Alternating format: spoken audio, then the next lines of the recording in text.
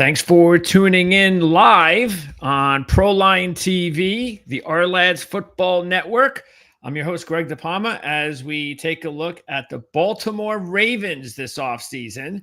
And of course, if we're going to be talking about the Baltimore Ravens, we are going to be joined by Tony Lombardi, who covers the Ravens for Russell Street Report. How's it going, Tony? Thanks for doing this again. My pleasure as always, Greg. Everything's going fine. Hope the same for you. And I'm digging this football that's just mesmerizing right now. Yeah, I know. I was trying to figure out how to stop it. And because they changed the format on StreamYard. And I'm like, I don't know. I've never done this before. And I was like, I don't want to touch the wrong button.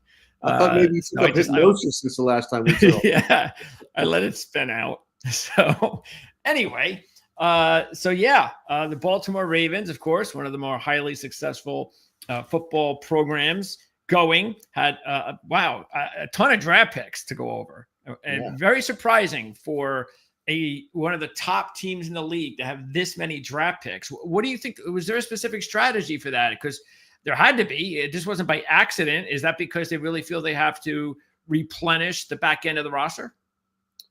Well, they accumulated a few of those picks, 4 of them, I believe, through the compensatory pick equation.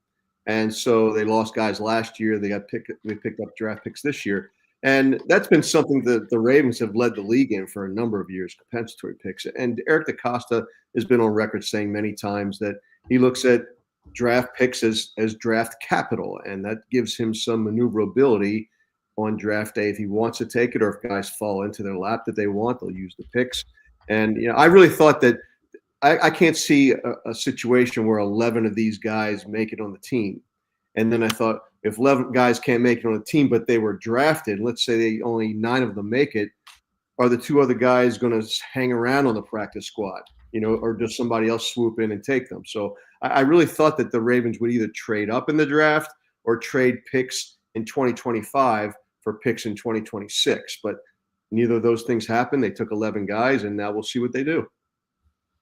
Okay. Well, it's actually an interesting group we'll get into a little bit later on. So there are players there that'll have a shot, whether if they make the active roster or players to watch on the practice squad.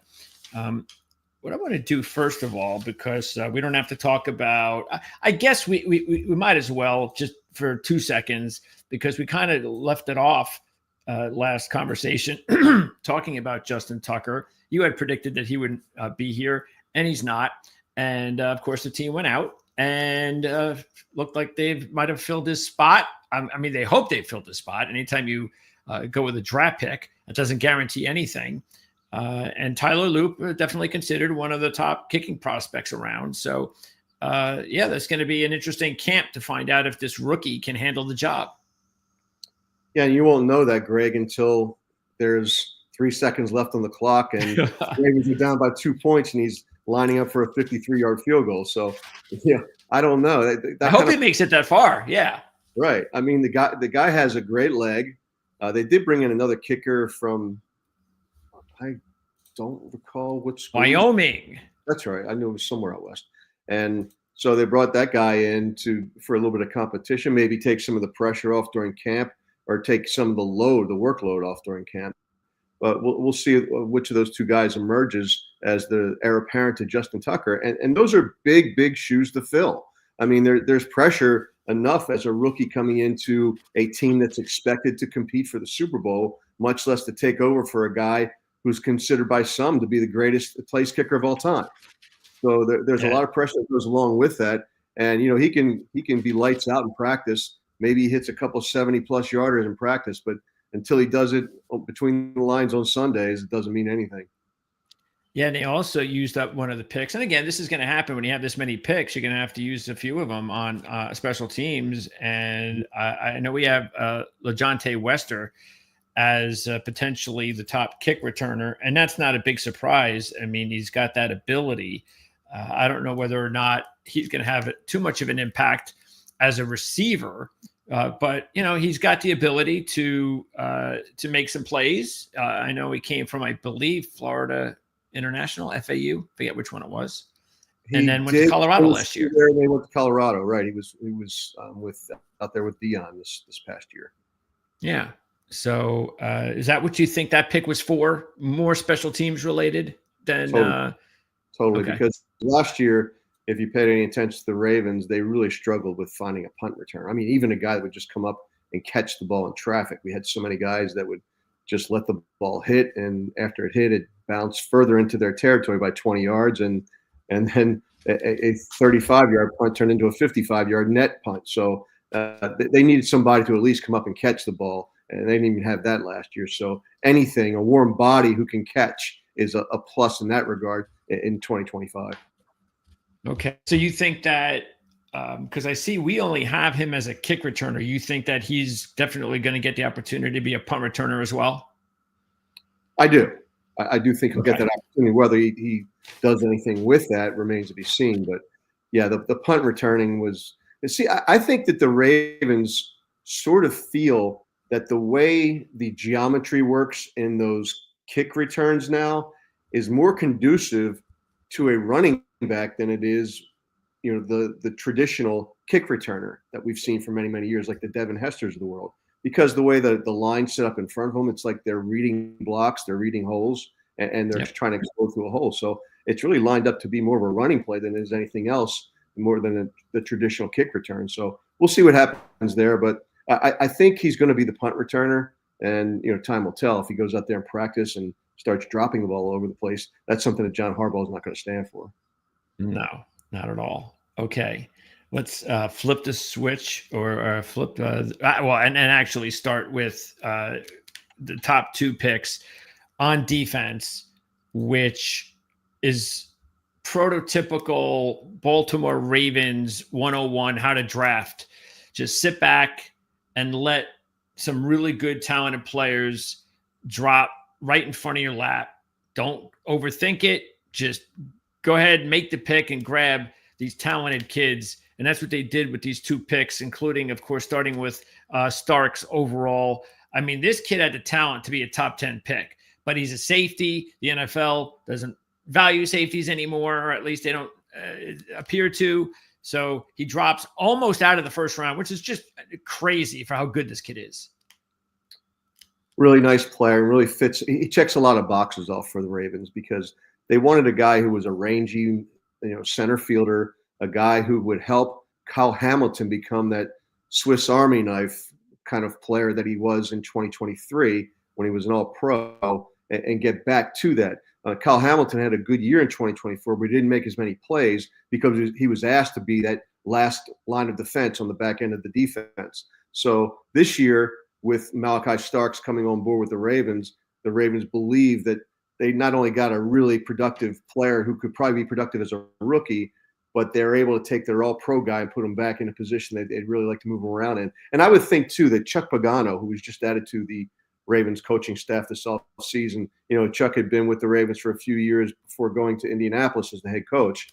And, he has a great relationship with John Harbaugh. I would think that he had some say in terms of which of those safeties was available and why Starks was a better fit for him. I'm sure there's some – because Pagano goes back to Ed Reed during his college days at the University of Miami. So there's probably saw some similarities there. And I know that's a lot to put on somebody's shoulders, Hall of Fame, first ballot Hall of Famer. But I think Malachi Starks has that capability because not only is he a good guy on and off the field, he's a hard worker, he's athletic, and he's smart, and he really is a student of the game. So you put it all together, and that's a real fit for the Ravens. And the Ravens weren't done there in the defensive backfield because later on in the draft, they add the kid out of Western Michigan and also out of Rutgers, Longerbeam. And look, I'm a Rutgers guy, and I have watched Greg Schiano, defensive players especially, but players in general. They get to the NFL and they're very well coached and they're very ready.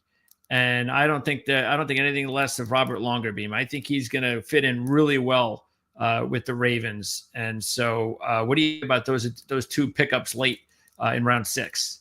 Well, I think there's some blemishes with each of those players. It's the reason that they fell to the rounds that they did.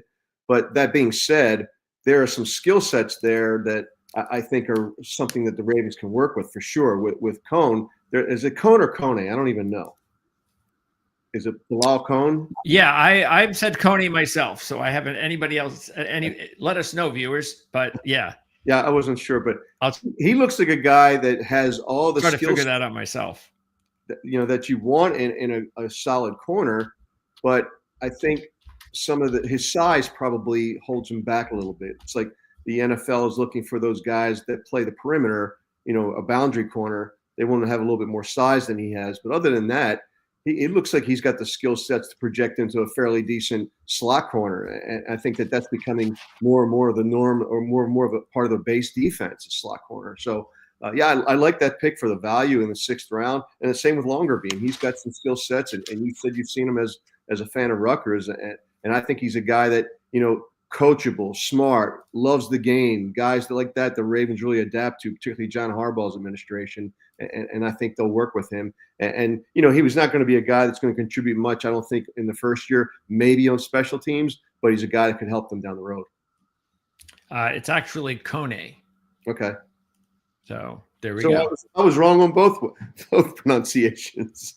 Well, it's a tricky name, no question.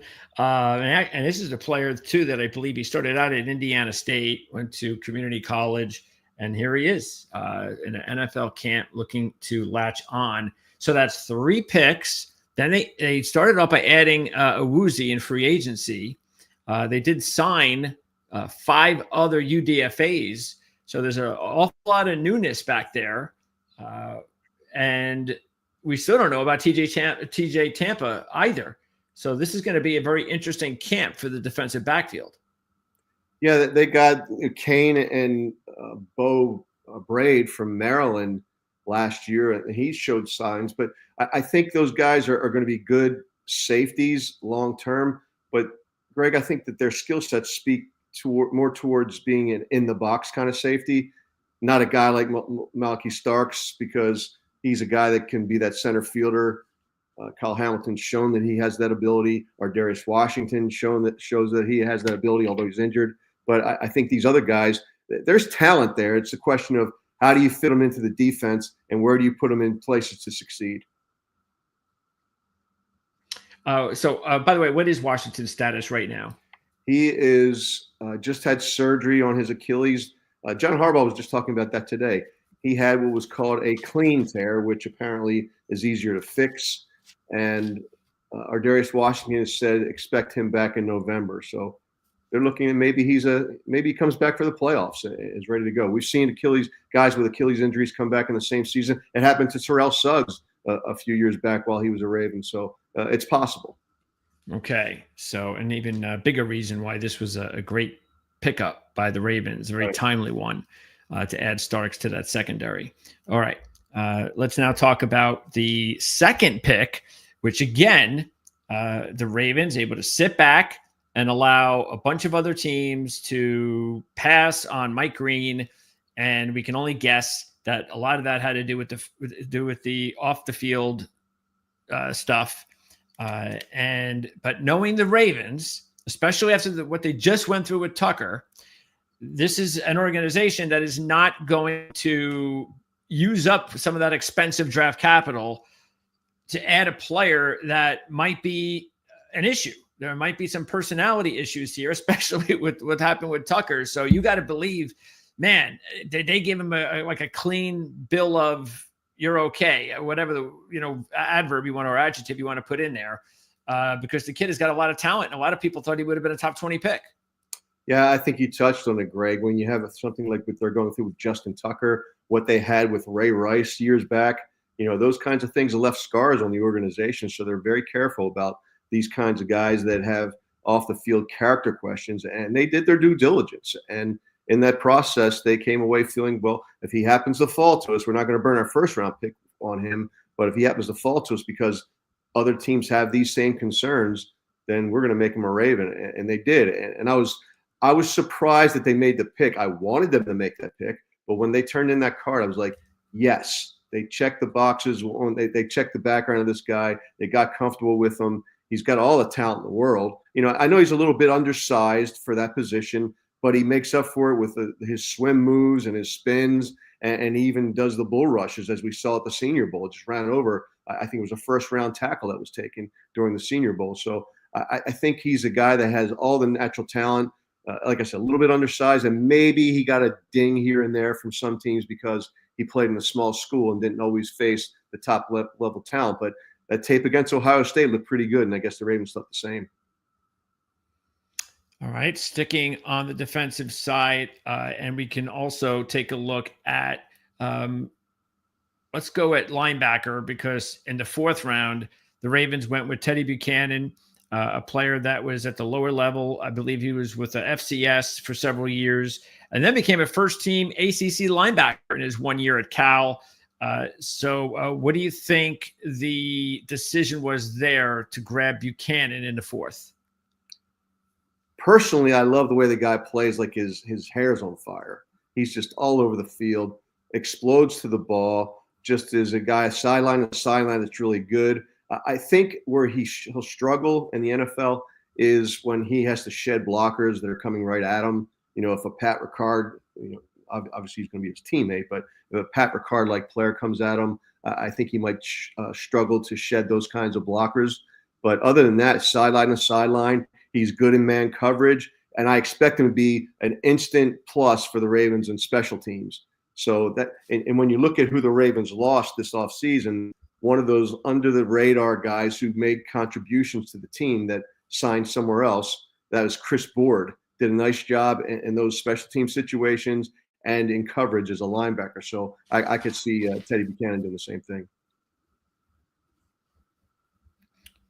Okay, and then also on defense, Enes Peebles went in round 6, and really with this kid, an explosive 3-tech prospect who I believe he was also first-team ACC, and but he's got some really nice attributes as far as the interior pass rush ability. So I think that's it'll get him in the 6th round. I thought there was a lot of value there. I think there was value there too, and although this doesn't fit the typical Ravens nose tackle kind of guy, particularly when they're losing Michael Pierce to retirement, I thought they'd get one of those big, 350-pound guys, and they did end up doing that by bringing John Jenkins on board from the Raiders. But I thought that this pick was more about getting after the quarterback, winning in pass rush situations. And if you look back at the Super Bowl and you look how the Philadelphia Eagles beat Patrick Mahomes, dial it back even further when the Tampa Bay Bucks beat the Kansas City Chiefs in the Super Bowl. What did they do it with? The common thing between those two teams, the Eagles and the Bucks, they got after Patrick Mahomes with 4 rushers. And I think if the Ravens are ever going to get over that hump and get past the Kansas City Chiefs, they're going to have to do it the same kind of way. So I think that this guy helps them get there in those situationals or game situations where you need that pass rush. He's an interior guy, him next to Matabike, and then having guys like Green and Odafe Owe and KVN on the outside. I think that's a good combination for the Ravens to go after a guy like Mahomes and try to get to him with 4 or 5 guys. And then also you mentioned Jenkins, because it's interesting. We had a video that we recorded a week or so ago, because we were supposed to do this a week or so ago. And John Cooper from our lads, we put together, and if anybody's watching this, you've already seen it because we've edited it in before this video.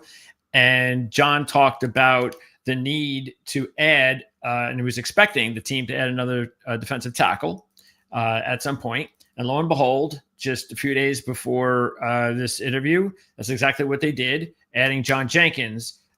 So that was one big part of what the team needed to do. And again, they added Peebles before that in the draft. So does that mean, do you think that was like the last piece of the puzzle when it comes to what the team needed to fill out this offseason? I do not. I still think that there's an opportunity for an edge rusher if they go to camp, and they've placed a lot of time and energy into David Ojabo, and he just hasn't ever seemed to get back to that form that he had at Michigan. And they're hoping that he does this year. Time will tell. If he's slumped, if he is off his game again, or he's just never going to get there after those injuries to the knee and the Achilles, if he doesn't get there, there may be a situation where they go out and they talk to an old friend, Jadeveon Clowney, again, and bring him back in. I also think that there's an opportunity there at safety, because one of the great things about picking Starks with that pick, and I mentioned at the top of the show, is that it freed Kyle Hamilton up to do the things that he did so effectively in 2023. If they don't find the right replacement for Ardarius Washington, with what they have in camp right now, they may be forced to go out there and get that rangy kind of player, like a Justin Simmons kind of guy who can go out and fill in for Ardarius Washington for sure and allow Kyle Hamilton to do those things. So it wouldn't be bad to have a nice veteran like Justin Simmons playing alongside Malachi Starks. Okay, so that is also something you see that makes sense. Taking a look at the depth chart, and when that happens, does that mean that would the Simpson come off the field in that circumstance? He might, and I don't know that he was on the field a lot last year in passing situations. He got a little bit lost at times, and then I think he had a confidence issue, and he didn't see much of the field. You saw more of Chris Board on the field last year. And also Malik Harrison, who the Ravens lost to the Steelers in free agency. Those kinds of guys were filling in at that position in a rotating, down and distance kind of situation. So they're hoping for somebody that can step up and be that full-time guy, or at least a two-down guy. And then they go into the dime packages and whatnot. Hamilton allows them to do more of those kinds of things. And I think with a year under his belt, Zach Orr, who was a rookie defensive coordinator last year, and having Chuck Pagano there with him, I think that bodes well for the team. And then, Dean Pease has also come along again for the ride. Speaking of Ajabo, what is his designation right now? What's his status? He's the 91st player on the roster, and that's because he somehow fits into the international equation. Eric DaCosta is always looking for every nook and cranny he can to take advantage of these kinds of things. Okay. You mentioned Jenkins before. He's not officially on the roster yet, although he's signed. They're making that official June 2nd because that's the designation for Michael Pierce's retirement, so that they can get the most out of the so it's not as big a hit on their salary cap. Do they have to make any more cuts? Do you expect anyone else to get the hammer on June 1st? No, they don't have to. Okay. I don't. I really can't even tell you who that could be. There was a lot of talk earlier in the offseason about Mark Andrews, and maybe they would trade him because it would create some salary cap relief. I'm so glad that they did not trade him because he's such a hard worker. He had a awful end to the 2024 season when he dropped that pass in Buffalo. But other than that, he's been a stalwart. He's been everything you could ask for from a player. And I'd like to see him go at least one more year with the team, with this team, with Likely. And now they've added DeAndre Hopkins to the receiver mix. I think that all those weapons available to Lamar, Keaton Mitchell will be healthier this year. He's another weapon that they can throw out there. They've improved across the offensive line. I just think that this team could be a juggernaut in 2025. Yeah, one of the players they did cut, and I don't know how long ago it was they did cut Mollett, correct? And I guess they saved a couple of million there. Yeah, that was pretty much not long after the season they let him go.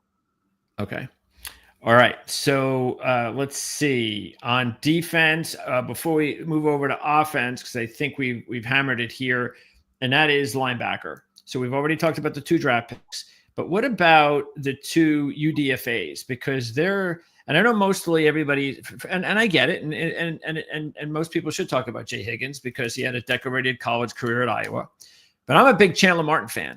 I like Chandler Martin. Chandler Martin is highly productive, and he was highly productive for a very good Memphis team. So I think Chandler Martin is one to keep an eye on as well as Jay Higgins. But the bottom line is, I don't think that's any mistake that they added a couple of talented UDFAs at linebacker because they've got some holes to fill there. They do it. And some of the guys that they lost in free agency, that being, I said, Malik Harrison and Chris Board, those were guys who really contributed a lot on special teams. So these young guys, these linebackers, these active linebackers can really be a boost on special teams. And let's face it, in the salary cap era, if you can get those guys to do that efficiently and be really good at it, at the cost of their labor, it's a lot better than having a veteran do it. So that could be a really good adds for the Ravens. And the Ravens have a history of adding UDFAs to their 53-man roster. I think it's been, I don't have the exact number off the top of my head, Greg, but I'm going to say probably 15 in the last 16 years a UDFA made the team, sometimes more than one. Okay. Yeah, this could definitely be one of those years. Um, Over to offense, and most of the guys were a little bit later on, but Emory Jones was a third rounder. And so, what do you think the team is looking here at Jones? Because he's got the experience at tackle and guard. Obviously, LSU, one of the, whether, maybe the viewers aren't up to speed on the fact that they really have coached these linemen well. And so, not a surprise that they kind of double dipped at LSU with Emory Jones in round 3 and Garrett Dillinger in round 7. So do they view Jones as maybe and Noteboom also was added in free agency, and Carson Vincent was added in the 5th round. So I guess we can actually see how all of that translates into what were the Ravens doing here by adding these specific players to the offensive line? I think that these are guys. I should back up. The offensive line, I wouldn't say it's set in stone right now, but I think they're pretty comfortable who they can go to start the season with. And these guys like these are players who are developmental guys. And the Ravens have done a good job in the past with getting guys on day 3 and developing them into nice linemen. Not really all pros, but serviceable guys that can complement all pros. Like, for instance, you mentioned Vincent. Vincent is a guy who's got great measurables, maybe needs experience, probably isn't a guy that's ready to step on the field in 2025. But maybe in 2 years, when Ronnie Stanley's contract's ready to wind down, he could be ready to step in. A lot can happen between now and then, but this is a developmental guy, and I think that Emory Jones is a developmental guy. I do see him more as a guard, and it reminds me a little bit of when they took Kelechi Osemele back in the day as a tackle, moved him to guard, and he became an All-Pro guard. I think this kid's got those kinds of intangibles or skill set. And I think where he lacks is maybe with foot speed. Probably can't stay with a Mike Green, for instance, that's coming as a rookie for the Ravens. Can't stay with a guy like that with the swim moves, the spins, and whatnot.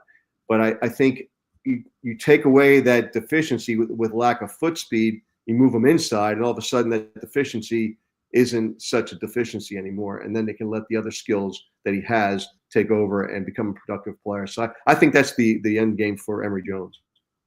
Okay. And Dellinger, anytime you get a 7th round draft pick, you never know what's going to happen there. Interesting, though, that, of course, Voorhees was a 7th round draft pick a couple of years ago, and he's made his way into the lineup. But those are 2 spots on the team. That's the thing I was a little bit surprised about. Again, unless, like you said, Emory Jones could definitely be looked at as a guard prospect as well, that they didn't, maybe with all these picks, they didn't use up like a couple of early picks on some guards, because those are 2 of the unknowns as far as whether or not they've got what they really need as far as legitimate starting guards. Does that tell you something, that maybe they like these kids more than we might realize? Well, I don't think the Ravens are a team that reaches for need. So there's something about these kids that they like, or they wouldn't have used the draft capital on them. But when you look at the Ravens the draft board, I think there were guards that they wanted or that they liked in rounds 1 and 2, but they're going to stick to their board. They spent 9 months building that board. And if, all things being equal, if let's say a guard was 2 points, I'm just going to use points as a description, 2 points lower than a defensive end, they probably would have taken the guard. But when you have a gap between that defensive end, or edge rusher like Mike Green, and the next guard, you're not going to reach for need. That's never been the Ravens' MO, and they haven't changed that. I don't think they ever will. So they probably would have liked to have had a plug-and-play guard to come out of this draft. It didn't work out, but they have some other tools they can work with. Okay. And then overall, offensively, you mentioned Hopkins was added in free agency. I noted Noteboom, no pun intended, and then Cooper Rush. Are you surprised about Cooper Rush? He's not exactly a mini clone to Lamar Jackson, which seemed to be the way the Ravens were going. So what was that about? Anything in particular? They said that they've liked Cooper Rush for a long time as a quarterback and his skill set. And I always thought because an offense is so much different with a quarterback like Lamar Jackson, because there's just so many things you can do as he's developed as a passer, and we all know that he can run. So you would think that they'd want a guy, and they've always done this, that had similar skill sets. Not, of course, not being as good as Lamar, but similar skill sets. With Cooper Rush, I looked it up when they first signed him, Greg. His rushing skills are on par with like Dan Marino's, and he doesn't carry. I think he averages like less than 2 yards a carry, and he's I didn't realize it was that it's extreme. pretty bad. It's pretty bad. So yeah, I guess they're gonna like just go with the passing offense when Cooper Rush comes in. John Harbaugh today in the post practice presser was talking about how quickly he's adapting to the playbook and how quickly he's taking on the cadence and the play calling and the pre-snap reads and all that stuff. So of course he's going to say that, right? What's going to embarrass him in public, but at the same time, he's a guy that they've liked for a long time. So it was a surprise signing from my regard. But the way I look at it too is if Lamar Jackson's out for an extended period of time, they're probably not going to win anything anyway. Yeah, that's true. Okay, so as far as UDFAs, let's see. The ones that stand out on offense, actually, there's a couple. One is the Army lineman that is being groomed now, I guess, to be potentially a long-term fullback option to keep an eye on. So he's got a long road ahead to make that transition. But he was, I think, the most talented lineman at Army, and Army had just an incredible offensive line this past season, one of the best in all of college football. So it's nice to see an Army kid get an opportunity. But you think out of all these other kids that the FCS running back out of Monmouth, you think is someone maybe to keep an eye on the practice squad? He's interesting because, as I mentioned to you off the air, he's got 39 touchdowns in 2 seasons on 165 carries. That's a good fantasy guy, right? Absolutely. So he's a guy that, I don't know how he makes the team because they've got, Derrick Henry, they've got Keaton Mitchell, and they've got Justice Hill. All 3 of those guys are solid players. Keaton Mitchell now is more than a year removed from that knee injury that required an ACL surgery. So they expect him to get back to full strength. That's a really good complementary backfield. I don't see how the kid makes the team, but because he's from Monmouth, because he was undrafted, there's a good chance they could stash him on that practice squad, and I think that's where he'll end up this season. Okay, so what I want to do is, before I let you go, and again, we're going to be talking before the season begins, right around training camp and the preseason to get like a final look at the team. But I want to take a look at the schedule for the Baltimore Ravens. So what was the big schedule news for Ravens fans? Like, what did they go freaky over in a positive or negative way? Well, I'm sure you've heard it because you talk to all teams across the league that just about every fan base hates the schedule. No one said, I love our schedule. Some people are complaining about they're not getting enough home primetime games. Other teams are complaining that they're on the road the wrong time of the year. I think it's an interesting schedule for the Ravens because they play, I believe it's 5 of the first 7 weeks are at home. Oh. And then they've got 2 3-game stretches. 2 of the 3 game stretches are 3-game home stretches, and then there's 1 3-game road stretch. Wow. I don't think there's the only thing about the schedule that bothers me from a fan's perspective is how it ends with 2 on the road and the season ending in Pittsburgh. So, and then they go to Green Bay just before that. That's kind of tough on the body in weeks 17 and 18 when you're playing in Green Bay and Pittsburgh, 2 cold weather cities. But the schedule is what it is. Yeah, I like the divisional games at the end of the season. I wish they would actually figure out I wish they would figure out a way to make it more, maybe even the last 2 games for sure. But it can be tricky because sometimes it could be, hey, we got lucky and it's Baltimore and Pittsburgh with a chance to play for a division title. Or it could be the opposite, which we've seen lately, which is one team's already clinched. The other team maybe doesn't even need the game, whatever. And it's not real. And a great matchup like this is kind of wasted. So you can look at it a couple different ways. So there's two big road games. One to start the season in Buffalo. Oh yeah. And then there's the road game in Kansas City. And I know that some Ravens fans complain. It always seems like the Ravens are playing in Kansas City, on prime time. Why is it? That's just the way the schedule works. It's a system, as you know, Greg, that they flip divisions within the conference, and then they flip divisions in the other conference. That's it. And depending upon where you finish in your division, you're going to play those teams in the other division. And that's it. It's not, but some people say, "Oh, they just want Kansas City to beat the Ravens." So you hear that from fans all over the country. Right. You gotta love fans. I'm one of them, but I know enough about it that I'm not upset by that because I know that's how the math works sometimes. Well, the schedule is really tough, though, in the beginning of the season. I mean, to go to Buffalo, to go to Kansas City, to host Detroit, to host Houston, and to host the Rams all before the bye.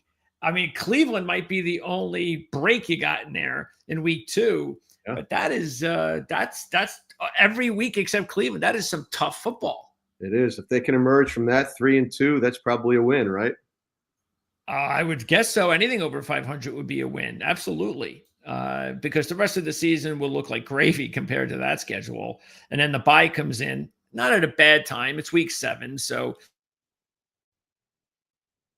could be a little bit later, but that's all luck as well. You never know when that's going to happen. And they're not making any trips overseas, are they? No, they are not. And I was a little concerned about that because I always enjoy going to the Ravens playing down in Miami. And because I piggyback a little Key West trip on the end of that. But the Miami game's on a Thursday night, which is great. Okay. Yep, there it is, Thursday night. And, it's in October, so it's not all that hot. It's going to be at night. So beautiful time of year to be in Miami on a Thursday evening. Yes, it is. So as long as it doesn't rain. But, it's like any schedule, any year, Greg, that you look at it today and you could say this is really tough or this is really easy. Yeah, I agree. But there's always a few teams that play a whole lot better than they did last year, and there's a few teams that play a whole lot worse than they did the year before. So tough to really gauge it, but that's just content fodder. I'm already seeing. You look around, you've already got videos up for predicting the schedule record. It's like that's just all of it. Have you run out of content already at this point in the season that you need to start predicting the schedule? I guess. I don't know. Yeah. I mean, I did that when I was like a teenager. But I grew up. So, I realized how silly it was.